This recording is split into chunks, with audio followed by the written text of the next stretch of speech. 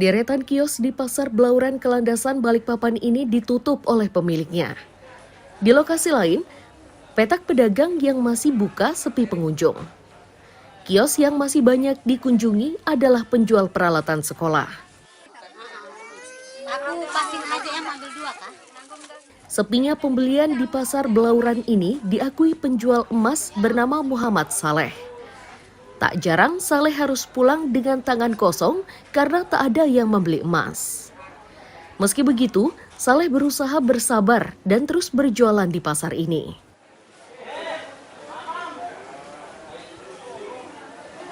Makanya ini agak sepi ini Pak, cuma ya kebetulan masih tanggal muda agak ada sedikit pengunjung datang. Kalau sudah tengah-tengah kan udah sepi sudah.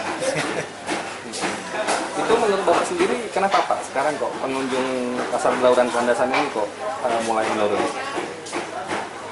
Sebenarnya sudah lama gini, katanya cuma kita bisa bertahan sedikit-sedikit. Mungkin kondisinya di belakang karena warungnya tutup jadi pengunjung tambah kurang tidak datang. Mungkin salah satu faktornya itu warung di belakang tidak buka jadi sepi pengunjung.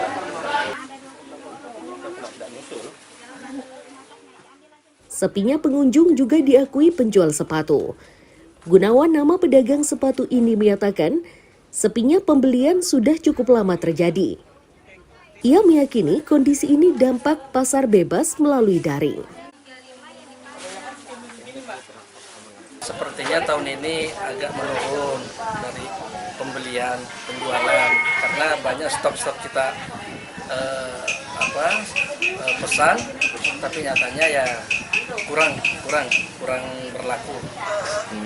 Itu menurut Bapak sendiri pengaruh apa Pak? Pengaruh dari toko-toko online begitu atau gimana Pak? Ya sepertinya kebanyakan sekarang sistem online yang banyak orang pesan, akhirnya omset orang datang membeli di pasar itu sudah menurun gitu. Tapi dibanding dengan beberapa bulan yang lalu dan menjelang tahun ajaran baru ini penjualan ada peningkatan sedikit atau gimana Pak? Untuk tahun ini sepertinya ada penurunan.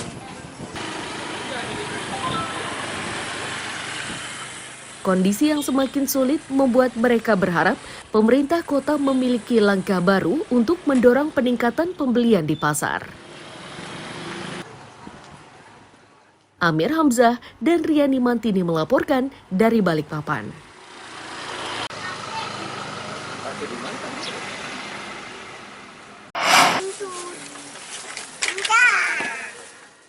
Kios penjual seragam sekolah di Pasar Blauran Balikpapan ini ramai didatangi warga. Kios seperti ini jumlahnya ada beberapa dan merupakan kios paling diminati warga yang memiliki anak usia sekolah. Pasar ini tetap ada, meski penjualan seragam kini banyak dilakukan secara daring. Alasan warga datang langsung ke pasar agar bisa memilih pakaian yang cocok untuk anaknya. Selain itu, pembeli juga diberi kesempatan menawar harga sesuai kemampuan keuangannya.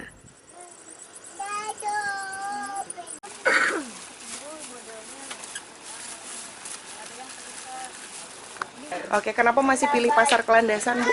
Karena bisa nawar, harganya juga masih ini standar ya. Sekarang kan sudah banyak tersedia jualan belanja online ya Bu ya. Tanggapan Ibu gimana nih tentang belanja online dibandingkan dengan Pasar Kelandasan? Kalau online kan belum bisa lihat produknya langsung ya kan. Kalau di pasar kan bisa pilih langsung, terus sudah tahu bahannya bagaimana ya kan, gitu sih. Itu jadi lebih mudah ya Bu ya, sebenarnya bisa langsung dipasin juga ya. Benar. Ibu memang menjadi pilihan ya Pasar Kelandasan? Karena dekat dari rumah atau gimana? Enggak juga sih. Enggak juga ya. Cuma sering di sini aja. Tapi secara garis besar memang lebih karena bisa ditawar tadi Bu ya. Benar.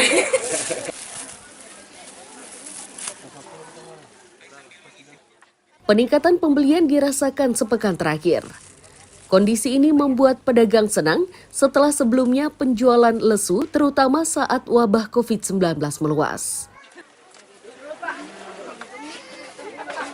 Ada peningkatan lah ya daripada pas zaman waktu COVID, ya agak mendingan lah untuk tahun ini. Mau mulai ramainya mulai kapan nih Mas? Udah 3 hari yang lalu lah. 3 hari lalu ya. Ada peningkatan harga seragam nggak dari tahun ajaran sebelumnya sampai sekarang? Ya ada lah mungkin ya. Ada ya, ada Pasti kenaikan ya, ada Iya, kenaikan pasti harga ada. ya. Kalau ini ada program dari pemerintah kota, itu kan ada pembagian seragam gratis untuk anak-anak kelas 1 itu ya. Itu nggak mengganggu penjualan ya? Itu ya ya cuma banyak orang bilang sih keluarnya sih lama. Alhamdulillah ada perubahan daripada yang corona kemarin. Sekarang ada perubahan ya lumayan meningkat omsetnya. Kisaran harganya untuk tas sekolah ini dari berapa sampai berapa sih? Dari 50 sampai 100 ada 200. Dari 50 yang termurah, yang termahal 200. Biasa per hari laku berapa? Aduh, nggak bisa kita prediksi itu. Kalau Enggak, aku berapa perkiraan pokoknya aja ada 10, 20. lebih. harinya? Iya, lebih dari Itu dari kapan tuh? Dari 3 hari terakhir atau minggu ini. dalam minggu-minggu Dalam ini ya? minggu ini.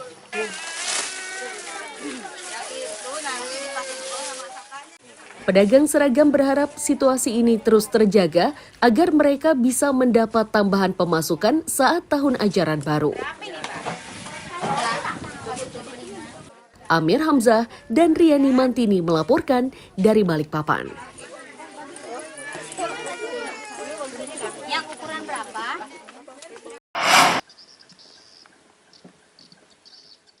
Papan pengumuman bank tanah ini tersebar di kawasan Ibu Kota Negara di Sepaku Penajam Pasir Utara.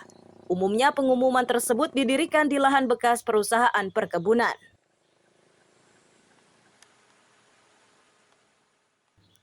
Kepala Proyek Badan Bank Tanah, Syafran Zamzani menyatakan, pengelolaan lahan milik negara melalui bank tanah ini tidak hanya dilakukan di Penajam Pasir Utara, namun tersebar di berbagai daerah di Indonesia.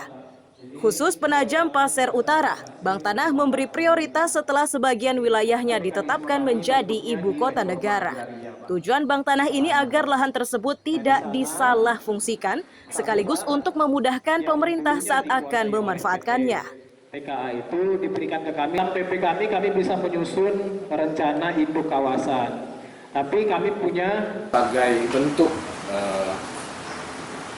menjalankan fungsi dan perannya Bank Tanah untuk mengelola tanah, akhirnya diputuskan juga oleh manajemen melalui arahan dari kementerian bahwa salah satu perolehan tanah kami yang sudah menjadi aset yang harus segera diberdayakan, segera dikelola adalah tanah di TPU, Pak.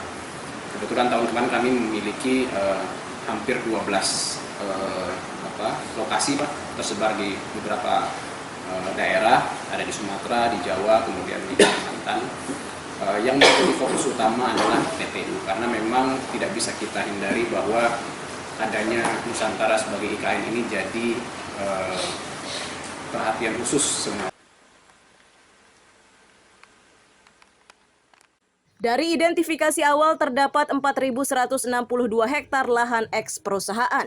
Lahan-lahan ini berada di Kelurahan Gersik, Jenebora, Pantai Lango, serta sebagian wilayah Kelurahan Maridan. Amir Hamzah dan tim liputan melaporkan dari Penajam Pasir Utara.